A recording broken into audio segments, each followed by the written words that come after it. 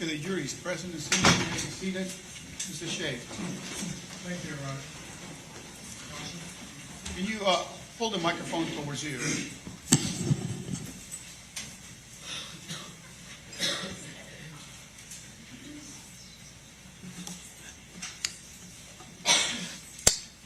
Good morning, ladies and gentlemen. It's nice to have my opportunity to speak with you this morning, and I appreciate that. I'd like to make a comment that sitting on a jury involving murder of any person does not require a vote that murder is terrible. In the death of Laquetta Gunther, Julie Green, and Iwana Patton was a tragic loss of life. And that is something we can all agree upon. The law condemns murder. Our society of free and rational men and women condemn murder. All life is precious.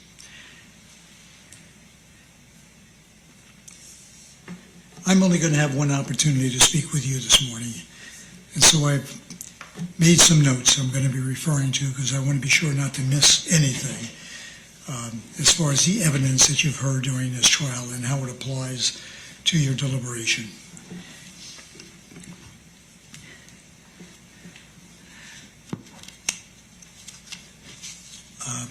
First of all, I don't agree with the state's opening argument, at least some of the facts that are presented. As we all understand, this is a case of 3 separate and distinct homicides that occurred back in 2005 and 2006. And what I want to do is to address the evidence in each one of those cases separately and distinctly. Also, you have been instructed that whatever happened down in with Miss Bay down in West Palm Beach County is not part of your deliberations as far as these 3 cases, as far as reaching a verdict on these 3 cases. As we know, Mr. Hayes was charged in count 1 between the 24th and 26th of December 2005 while acting in a premeditated design to kill Laquetta Gunther, and that he did murder Laquetta Gunther, shooting her with a firearm, and he did actually possess and discharge a firearm, causing the death of Laquetta Gunther.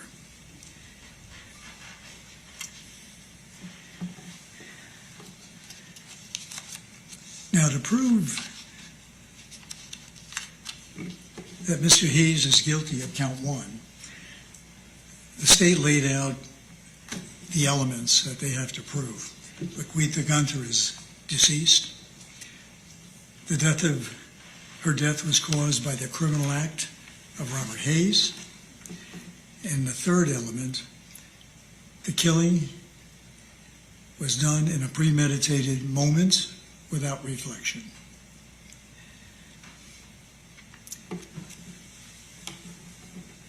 You've heard a lot of this evidence coming in and kind of overlapping, and I'm going to ask you to listen to my summary of the evidence as I understood it to be filed with the court. On the morning of December 26, 2005, the nude body of Laquetta Gunther was discovered wedged between the water pump station located at 705 North Beach Street on the north side of on Beach Street. The buildings intersect Beach Street and Madison Avenue, right here in the center of the city. The space between the buildings was so narrow the detectives could not stand shoulder to shoulder at the location where her body was located. The opening in the front of the building was 2 feet wide, and as you proceeded back to where Miss Gunther was found, it was 1 foot 3¼ inches wide, approximately that wide. Her body was found 15 feet 9 inches from the front of the building to where she was located. She was nude, with the exception of a pair of white socks. She was lying face down, her knees facing the back of the pump house. She wasn't facing the front of the pump house. She was facing the very rear. You saw the evidence photographs given to you by the state, and I ask you to look at those, obviously, when you go back and deliberate, as to the location of the body. There's a couple of pipes sticking up before you get there. And this is very important. Those photographs indicate what appears that she died there, in that location.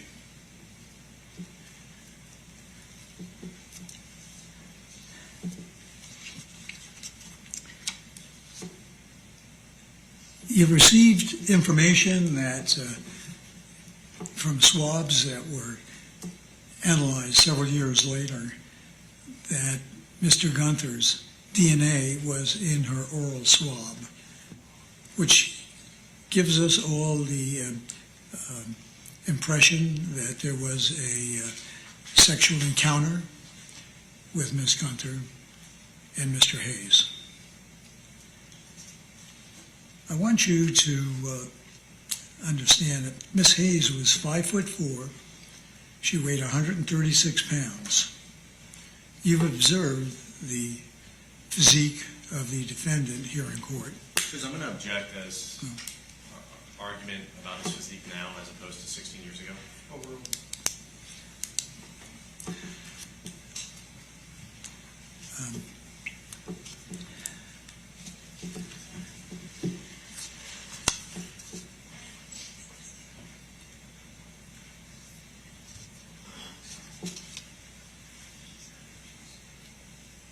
In viewing the location of the body, you can make your own determination whether,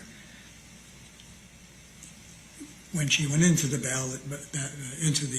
it's not even an alley, the wedge between the two buildings, at 1 foot 3/4 inches wedged there, facing in that direction, and the state is giving you the impression that the sexual encounter occurred there that would have caused his DNA to show up in her throat or mouth. In viewing the scene, it could be determined that that's almost impossible, that he would have walked her into the alley in that direction.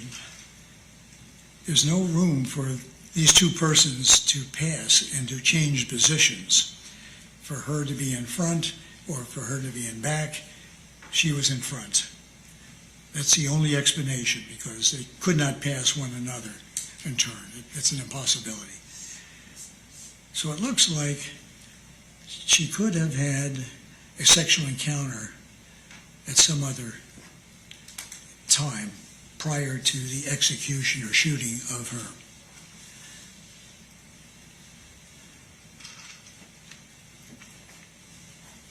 And I'm going to take that analysis a step farther. That would have to have happened in front of her, then would have had to climb over her body, but the body wasn't in that position until after she was shot, so they couldn't pass one another. So that gives us a possibility that they had a sexual encounter prior to her being shot at that location. This is very important when you consider this as we get forward as to the other evidence in this case. The state indicated they found a spent projectile, and that's the end of the bullet that was shown to you by Mr. Omar Felix, the FDLE weapons expert. It wasn't located at the scene. The officers who examined the scene took metal detector tests, metal detector equipment. They dug in their hands. It wasn't located until weeks later, apparently caught up in the caught up in the shirt of Miss Gunther. By the time Omar Felix examined that projectile, it was corroded. However, it was collected originally, it wasn't collected at the site, obviously, but it was collected in an environment at the FDLE where they had the evidence, where they had the shirt, they had all of the evidence, and presumably evidence is kept very securely. Evidence is kept in such a fashion that it doesn't deteriorate, that bullet projectiles don't become corroded in that environment. However, when Mr. Felix was to examine that projectile, it was corroded. Now we got to ask our question. We went back and we heard from the gentleman who owns Buck's gun shop that he sold Mr. Hayes a box of National Smith & Wesson bullets. And it's hard to conceive that the bullets that he sold him would have been corroded between December 1 and December 25 and 26, when allegedly they were deposited on Miss Gunther's shirt that was on the ground at the location where she was murdered. So we have two issues there that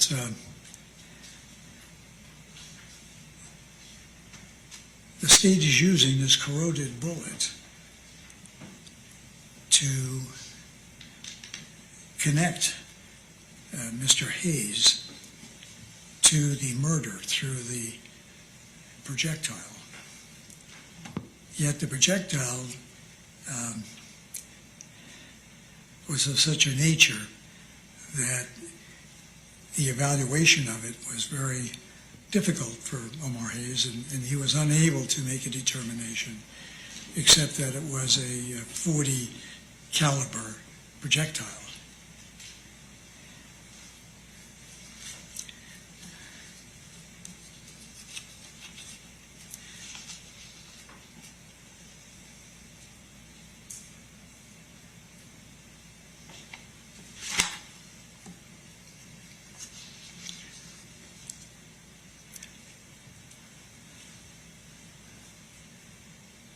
As my memory serves me right, Omar Felix testified that the National Smith & Wesson ammunition purchased by Hayes was not exclusive to be fired from an Smith & Wesson .40 VE handgun, such as the one that Mr. Hayes purchased at Buck's.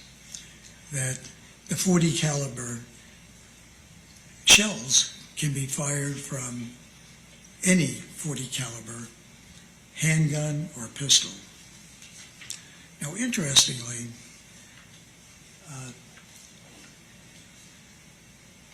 part of the state's case is the casings that were located at the Miss Green's homicide and at Mr. Patton's homicide. No such casing was located at the Gunther Green location. Now, what does that mean?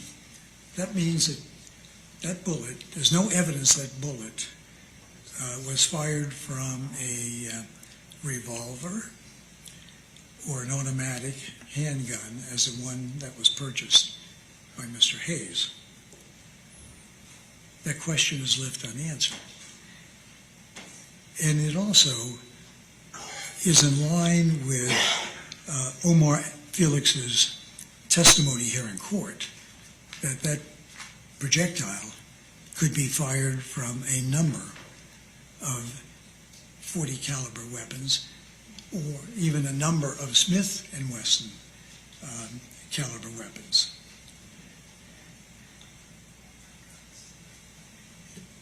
He did not identify, and I'm going to kind of repeat this because it's an important factor,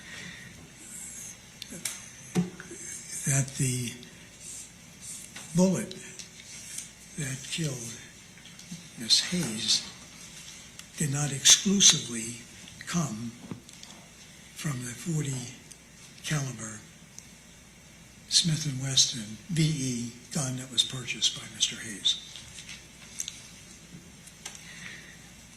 Nelson Buckwald, the owner of the gun shop, indicated that at the time that Mr. Hayes purchased the S&W 40 VE handgun, that .40 caliber handguns were very popular based upon the price of the .40 caliber handgun, that made up 40% of .40 caliber models that were sold to the general public. So we know there was a lot of these weapons, .40 caliber weapons, out in the community.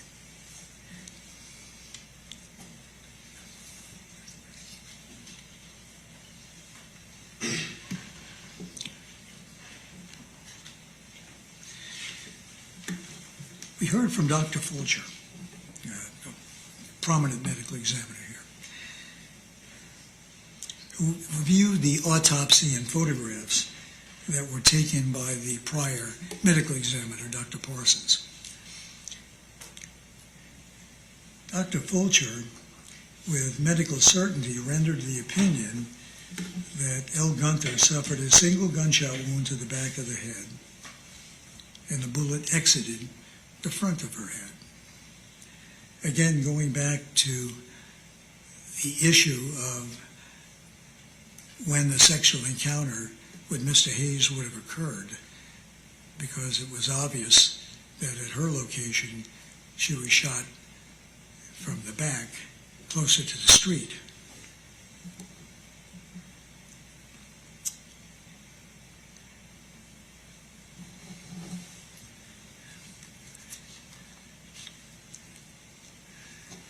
Dr. Fulcher also indicated there was with medical certainty that the presence of cocaine and alcohol in her system affected and dulled her sensory system to pain. And at the time that she was shot, she did not suffer any pain at the moment of her death. I'm going to object as to relevance for this part of the case.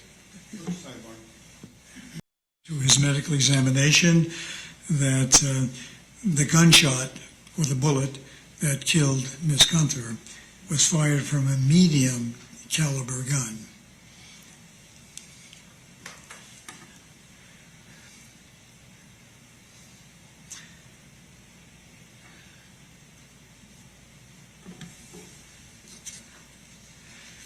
Together with the analysis given by Omar Felix, the state had not presented any evidence that the firearm purchased by Hayes on December 1st, 2005 was in fact the same gun that was used to shoot Miss Gunther.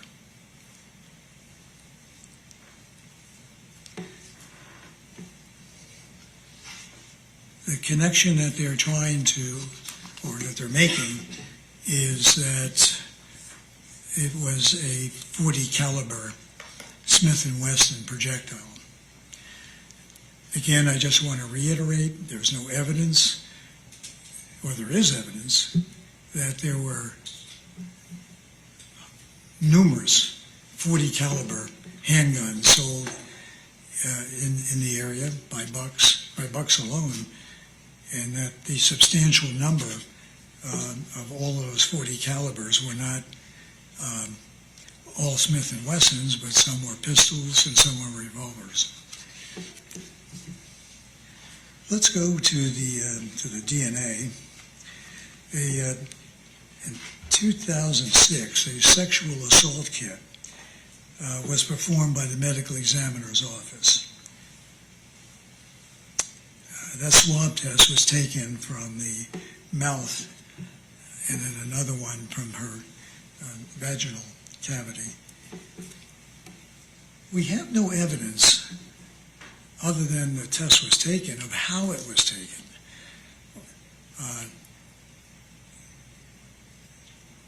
How deep in the throat was the swab taken? And would that make a difference in it deteriorating over the years? Or is it just a little swab in the mouth?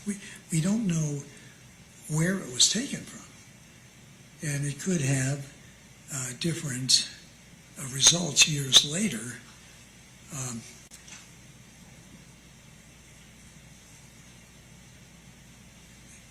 Not just to make a blanket finding that there's a match. That doesn't tell us anything scientifically about the decomposition or how DNA decomposes when it's in someone's mouth after they are deceased. You have to make some form of an assumption as to that. Also,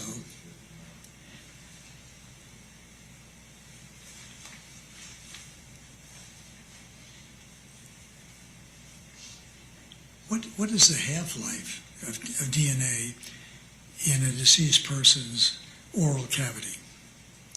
We don't have scientific evidence to that. We do have an opinion given by the state's FDLE employee that there was a large amount, and therefore she has an opinion that it could not have been there very long.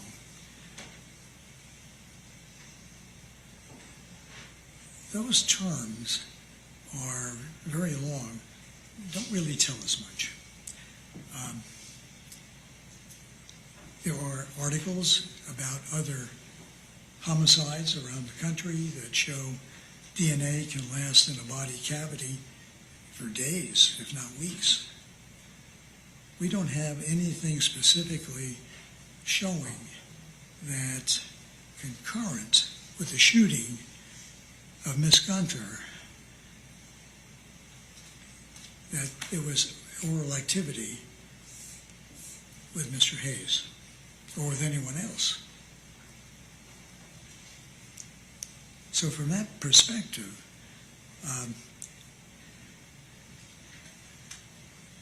there is no medical certainty to describe the act of the oral sex and the actual shooting of Miss Gunther.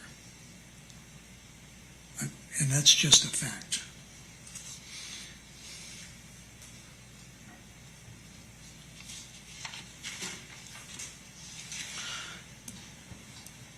The state has not presented any evidence that Mr. Hayes is the person who shot Miss Gunther in the back of the head at some time between December 24th and 25th, as they have in the documents in the charges against him.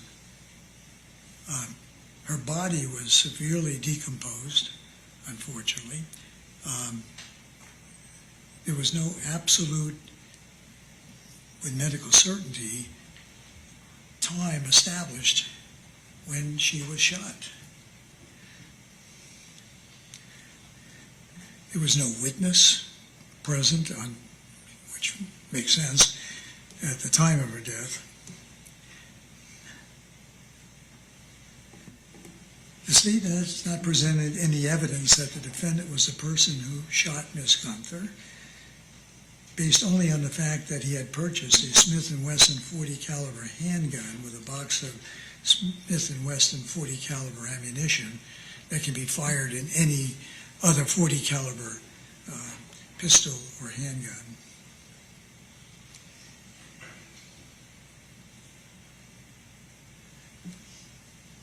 Now, as to the third element,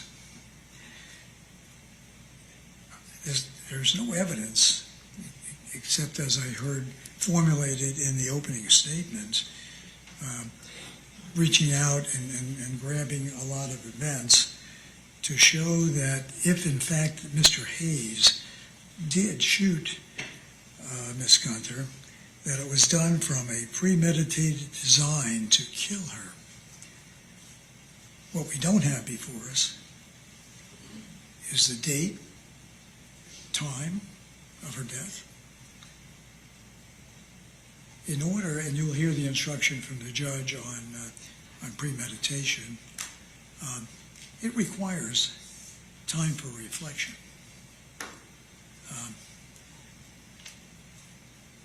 We have no evidence that Mr. Hayes was present with her at the time of her death, because the DNA could have been deposited at some other date, time, within hours or days of her being shot. We would have to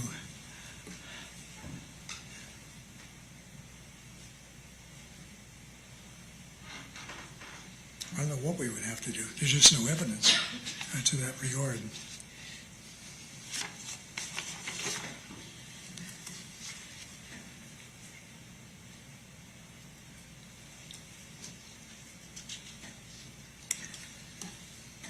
Going on to the murder of Julie Green.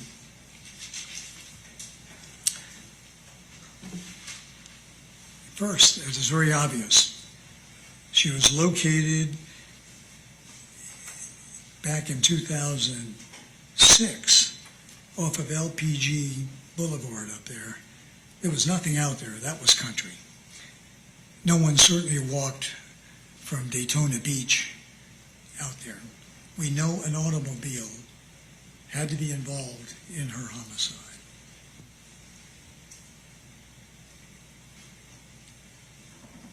Detective Youngman, in collecting evidence, collected a tire impression, a very newly made tire impression, because he also observed that at the location of the tire impression, it was an impression and there was an indication that a vehicle speeded off from there. So it wasn't a passing car. It was a car that delivered Miss Green to that location.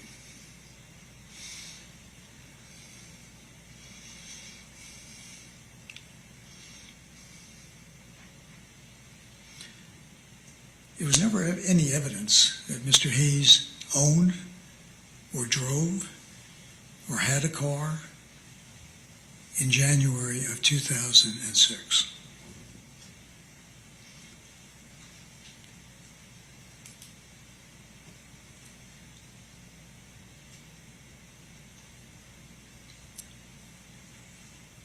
The sheriff's office received a hit or an inquiry about a suspicious person who may be involved with the Green case. And that suspicion led them to the U-Pullet junkyard.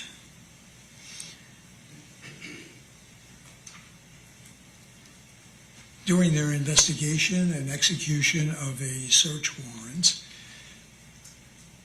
the officers discovered an almost new treaded tire in the pile of tires that were to be destroyed. They collected that tire because in looking at it, they had photographs of the impression. In their mind, they thought it had value to be looked at. They sent it to their DNA fingerprint, car print expert, Keisha White. Keisha White testified that upon her examination, that tire that was located and found at the Julie Green homicide location was the exact tire and matched the tire that they pulled at You Pull It.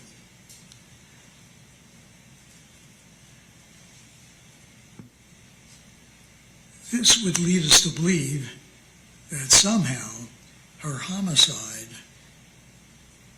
her death, the cause of her death, was related to someone or some vehicle that matched their car, that the tire came off of their car.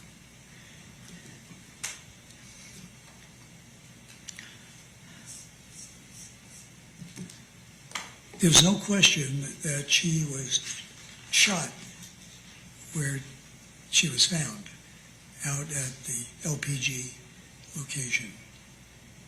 So she had to be driven there by automobile. And then on top of that,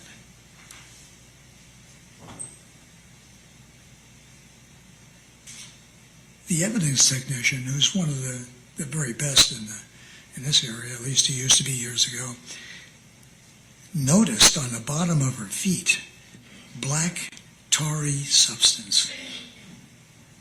It was so significant, he took a photograph of the right foot, the left foot, and both feet.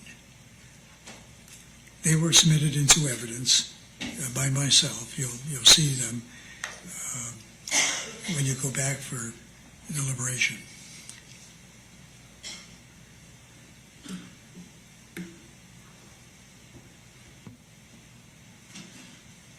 You'll also see photographs, aerial photographs taken of the You Pull It junkyard up in DeLand. It's very obvious that the ground is saturated with greasy oil residue from the work they do on the cars out there.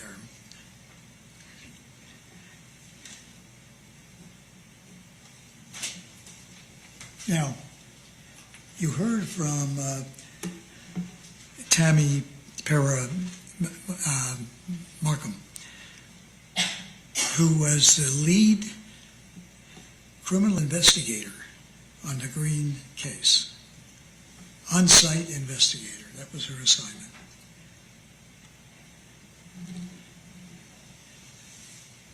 Two things about her work.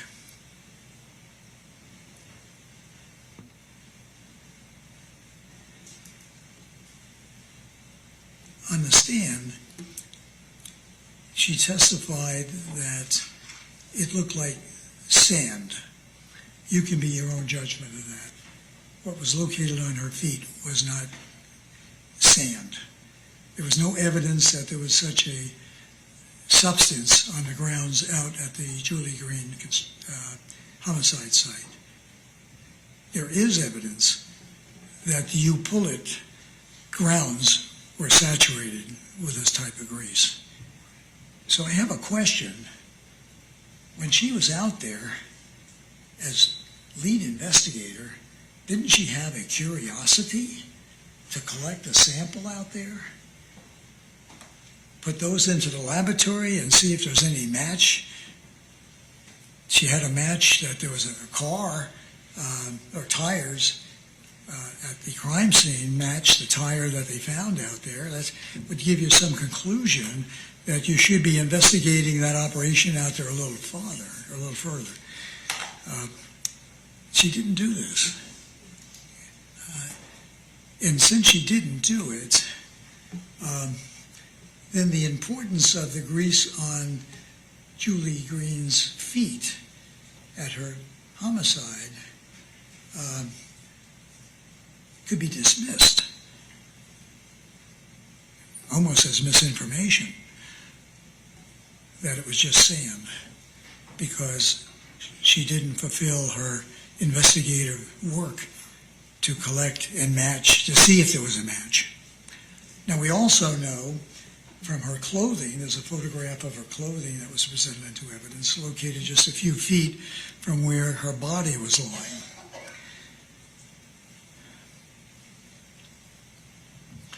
There was a pair of tennis shoes Well, she was found barefooted.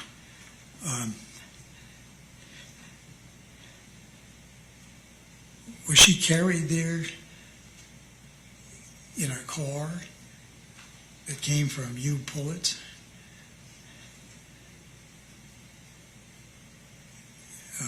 Possibly nude and her clothing was thrown there? Again, as far as investigative curiosity,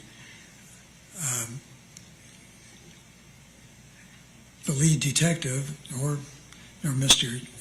Young, took any kind of a sample of the inside of the shoes. An investigator of this nature, a murder, should be evaluating everything that's taking place out there, where the evidence is found, what is the evidence, could there be a match with something else? You collect it all.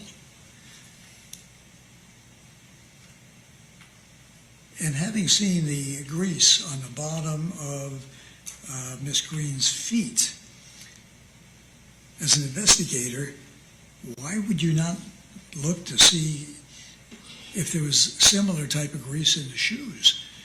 It kind of gives you an indication of how the murder happened or where it happened. But that wasn't done. And it suggests that because nothing was done, you were given misinformation by this detective from the stand, that there was only sandy material on the bottom of her feet. You can come to your own conclusion on that.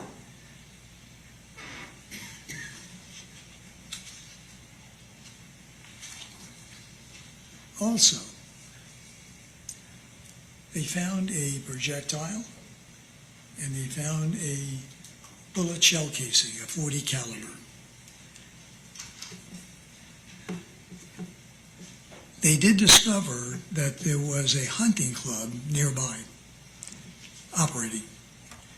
Not much else was determined about that, but it could be at least a factor in this case to see if there was any gun shooting activity or what kind of bullets were being used out there and so forth.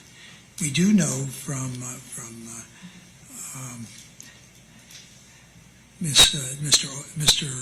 Felix that that particular caliber bullet that was purchased by Mr. Hayes at Buck's gun shop was target ammunition.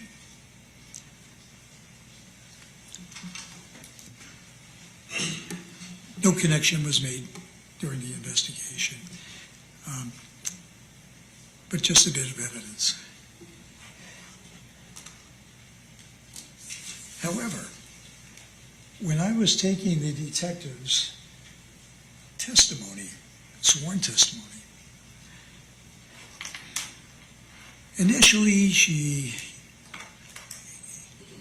stated a fact that she believed to be true, that the bullet casing and the actual projectile all were one and the same, that they came from the same bullet. But she would never answer the question of how she got that knowledge. Did she have personal knowledge? You kept asking her, did you have personal knowledge? And then she would talk about something else in the file. She never answered my question, which was an important question, because that determination had been made by Omar Felix during his examination of the projectile and the bullet casing. And he testified that there is no way to match the projectile and the casing. And so that was not concluded that the casing and bullet came from, the casing and the projectile came from the same bullet that they located out at the Green location.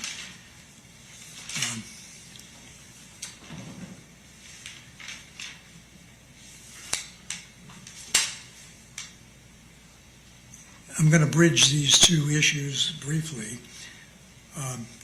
they found a .40 caliber shell casing out at the Iwana Patton murder scene. And that shell casing was compared to the shell casing that they located at the Julie Green murder. However, Omar Felix testified that although they matched, they came from an unknown firearm. And again, we have the knowledge that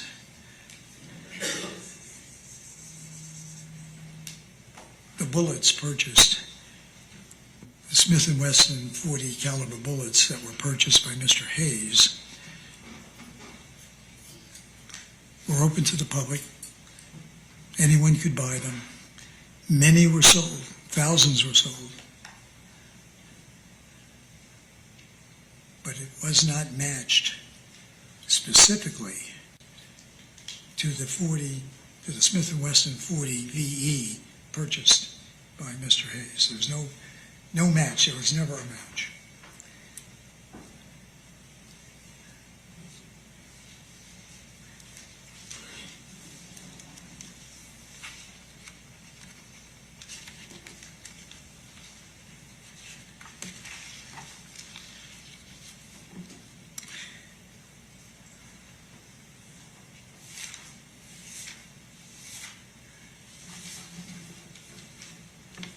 The jury has not heard any direct evidence in the Julie Green case as to element 2, the state's burden of proof beyond a reasonable doubt that Mr. Hayes performed an act that killed Julie Green. There's no evidence he was there. There's evidence there was another car there, that there was a car there. That wasn't, no evidence of who drove it, but they tied that car into U-Pullet. U-Pullet location is a short drive. You can, people who understand this,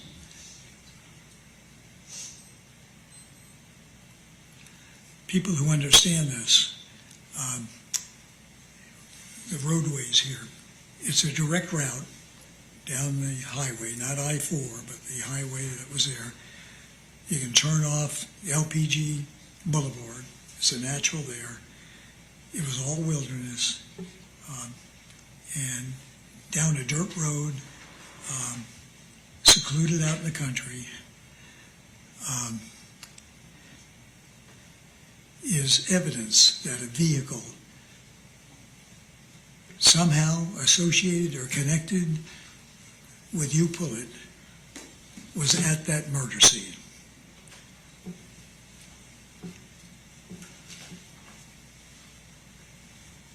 The detective, Bernardi, initially mentioned, and Mr. Hayes seemed to parrot the same statement, that there was a construction road there and building going on.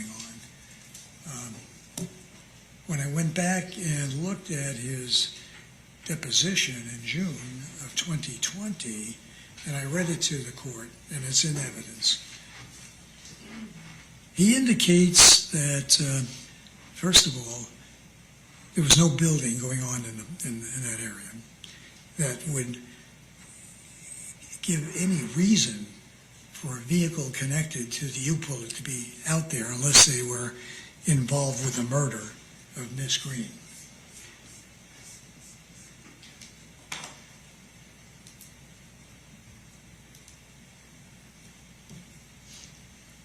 And he not conceded, but he testified that, this is Mr. Youngman, testified that the tire tracks were left, and the reason he looked at them, because a car scratched or peeled off from those tire tracks, from that mold, where he took the mold, which was identifying a car not having any reason to be out there. And certainly there's no building. The tires were from a car, not from an SUV or from a construction truck. They were from a car, and that's what they matched.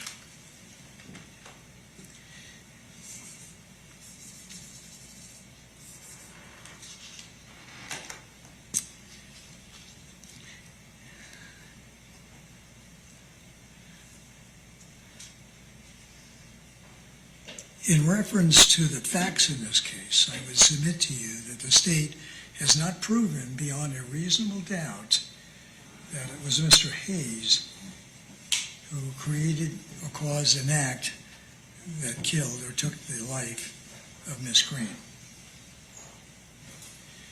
And as far as the third element,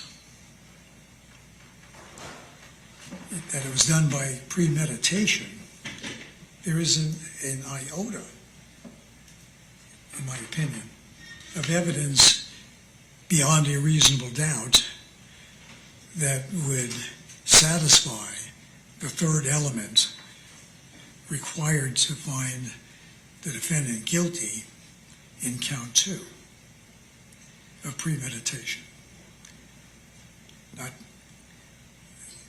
There's not a proof beyond a reasonable doubt to element 2 and 3, and you must find that the state proved their case on those 2 elements before you can come back with a conviction on count 2 that Mr. Hayes is guilty of the murder of Miss Green.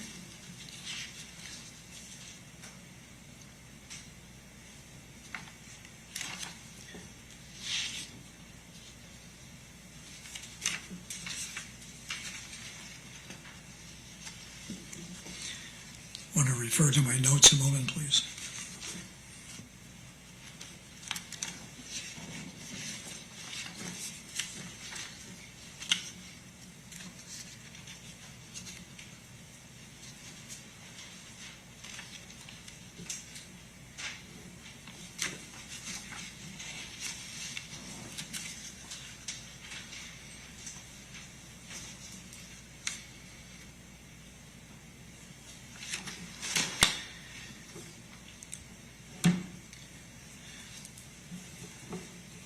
Now let's go to the count 3. Mr. Hayes has been charged in count 3 with on or about the 23rd or 24th of February 2006, while acting from a premeditated design to kill Iwana Patton, did kill and murder Iwana Patton, shooting her with a firearm. And Tyrone Hayes did actually possess and discharge a firearm, causing the death of Iwana Patton.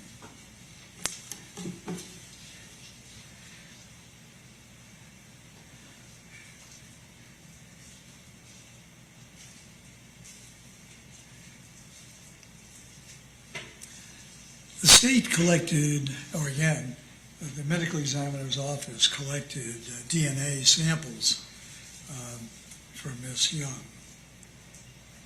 I apologize for that, from Miss Patton.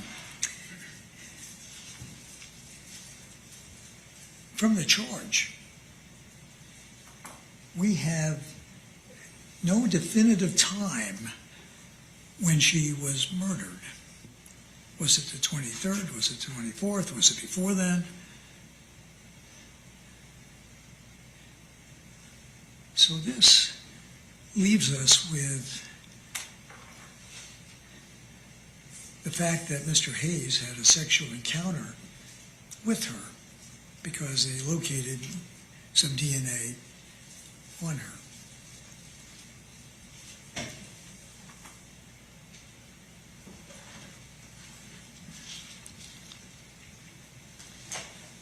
However, the state has not proven, I'm going to use the term beyond a reasonable doubt because that is the standard.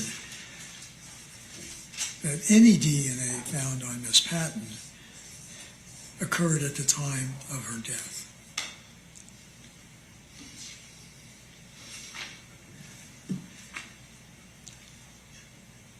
We have no definitive time as to when the sexual encounter took place. It would have to be a match of exact time and moment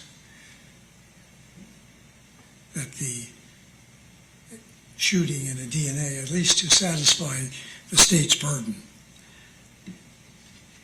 Even that doesn't satisfy the state's burden. So we have virtually no connection between the actual homicide and the DNA, except that Mr. Hayes had a sexual encounter with her at some point prior to her death.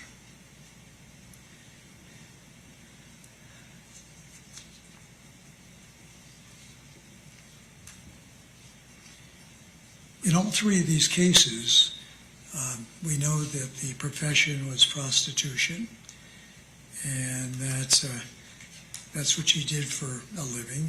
I'm not putting any issue on that. It's a sad moment when someone has to sell their body, but she did. And Mr. Hayes used prostitutes. He's never denied that. In fact, he admitted that. That could be the explanation, of course, and it is the explanation as to why his DNA would be collected from Miss Patton. However, again, it does not satisfy the second element of the state's burden of proof, to prove that he did some act that killed her.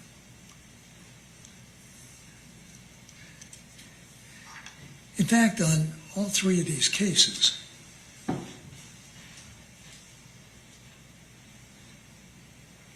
you have to make some kind of an assumption, and there is no fact to show that Mr. Hayes had a handgun in his hand at the time of the execution, and I'm going to use the term execution because that's what it appears like, or the death or shooting of Miss Hayes. Excuse me, got a lot of names here. It's like going to a birthday party. At the time of the shooting of Miss Gunther, or at the time of the shooting of Miss Green, or at the time of the shooting of Miss Patton.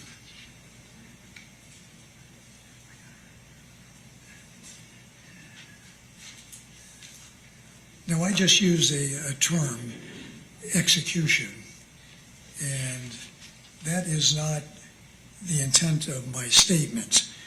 The intent of that statement is showing that Mr. Hayes had possession of a firearm in his hand when each of these ladies was shot. There's no evidence to that. They're going to say, well, there's a bullet, so somebody had a weapon, and that's the issue. They haven't tied in a weapon. Well, they know it's a .40 caliber, of which there are many. They haven't tied down whether it is a pistol in one case. And then you got to ask yourself, going back to Gunther, if the same weapon was used, why didn't they find, in other words, an automatic, why didn't they find a casing out there?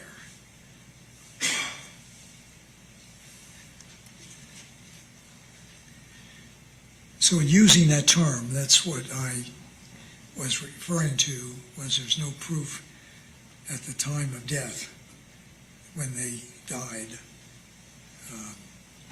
that it was Mr. Hayes who was holding a gun, or that they've identified the gun as the same gun that was purchased from Bucks.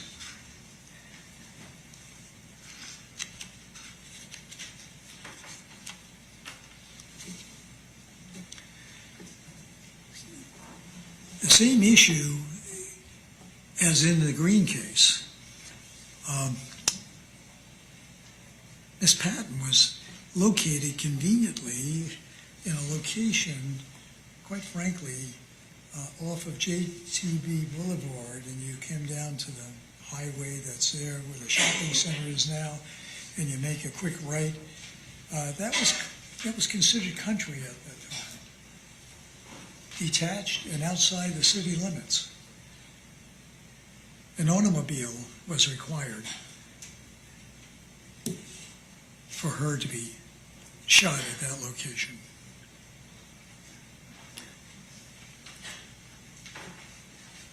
So we have two locations, both in the Green case and in the Patton case, where whoever shot Miss Green and Miss Patton required to transport them there in an automobile. Mr. Hayes didn't own a car. There's no evidence that he had a car. There's no evidence at all that he had transportation. In fact, there's no evidence at all that he was even in town when these incidents happened. Going back to Gunther, it's a Christmas holiday.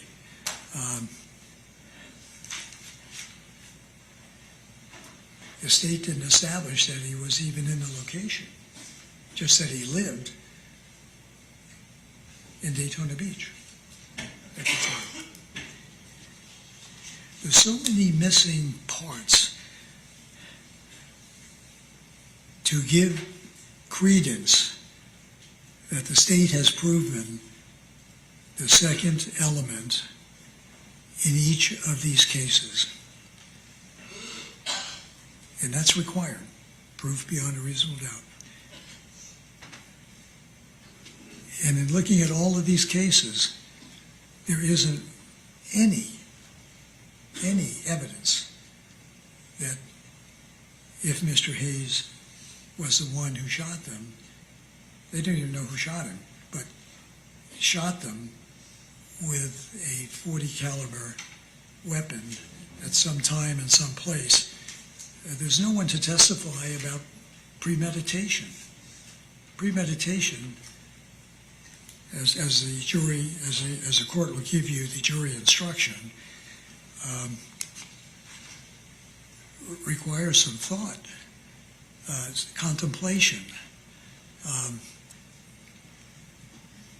before the murder takes place. The evidence is void of anything like that.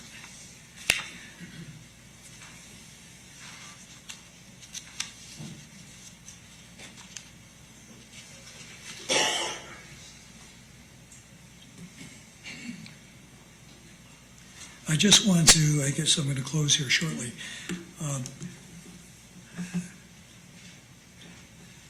The evidence that the state is presenting that there's a connection between the Green and the Patton case is the two spent .40 caliber shell casings that were located at each of the homicide sites. That's their sole connection between those two cases.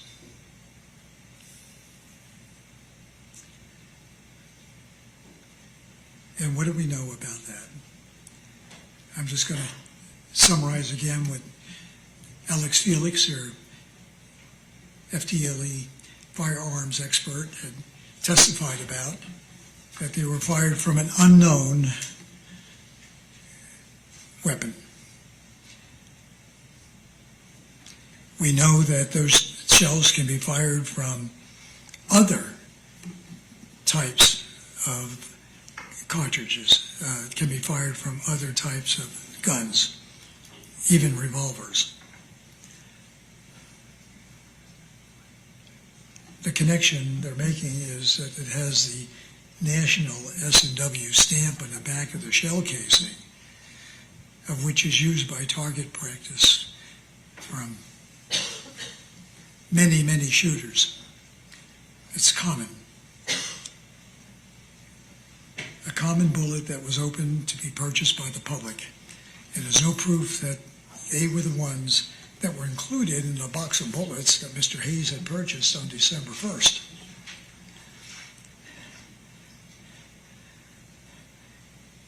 To reach these conclusions, you would have to speculate. And speculation is not part of the burden that the state has. They have to prove beyond a reasonable doubt all of those facts. So I'm telling you that the facts in this case speak for themselves. They open the question that you will have to deliberate on.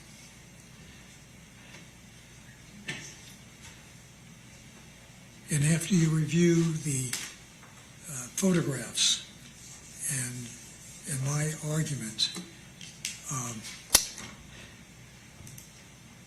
I'm asking you to reach the conclusion that the state has not proven beyond a reasonable doubt counts 1, count 2, and count 3, that Mr. Hayes was the cause of the second element for a conviction, and that there was no premeditation presented to the court that you could rely on to support the state's burden of proof beyond a reasonable doubt that the murder was committed in a premeditated manner. I hate to keep going over these items, but I only have one opportunity to speak with you, as I mentioned. The state's going to get up and give their closing argument. So I'm asking you, obviously, as you have told us, that you will caringly deliberate when you go back, and you'll look at the evidence, and you weigh the evidence, and you'll make your own personal decision as to whether the state has satisfied their burden of proof, and that you won't be intimidated or made to abandon your decision, or you can be influenced by other jurors, because that's what you're all about. You should be debating this back and forth, so there is an influence there. But please have your own decision when you come out, and I'm asking that decision to be found not guilty beyond a reasonable doubt. Now, there's one other issue that I need to speak to. Included in the jury instructions, and this is by law, the judge is going to give you other options called lesser included offenses. Each of those lesser included offenses have their own element. And as you talk about the evidence, you should evaluate whether any of the lesser included offenses would be applicable to your decision. Thank you very much. Counsel, can I have you a sidebar, just real quick? I just want to clarify something.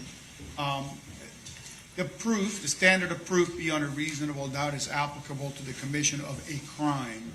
Obviously, if that is not proven to your satisfaction, then a not guilty verdict is appropriate. I just want to make sure that beyond reasonable doubt is not applicable to not guilty. It's only applicable to a guilty verdict. Okay? Thank you. We're going to take about a 10-minute break. Okay, 10-minute break, and then we'll be back. All right, folks.